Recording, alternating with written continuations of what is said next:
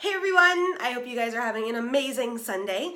So every Sunday I do a tip video, and because as you guys know, I'm a business coach and consultant, I find that there's a lot of things that us as business owners or entrepreneurs go through on a daily basis, on a weekly basis, and today's message is about handling stress in our businesses.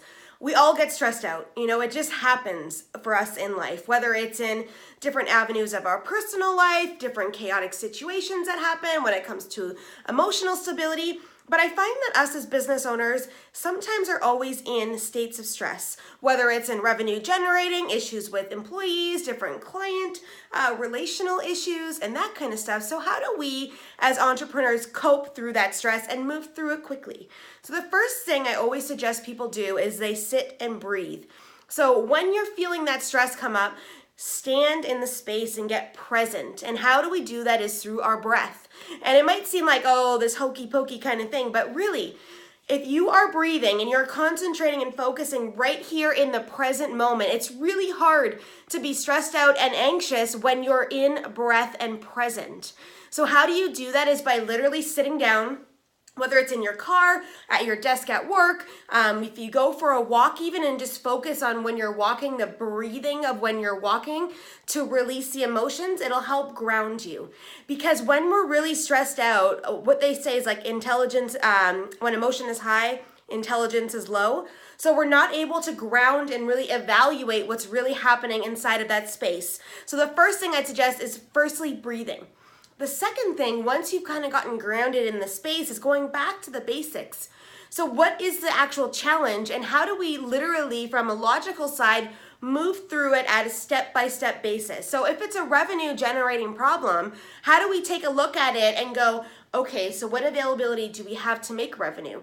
Where can we step in to shift or adjust some things? Do we have to make a few calls? Do we have to potentially align a new marketing campaign to make sure that next week we're going to be okay, or next month we're going to be okay, So it's like breaking it back down into the basic steps to get us to where we want to go. And the third step is, after we do that, aligning the why behind it. We've all created a vision for our business, and if you haven't, it's time to get that done.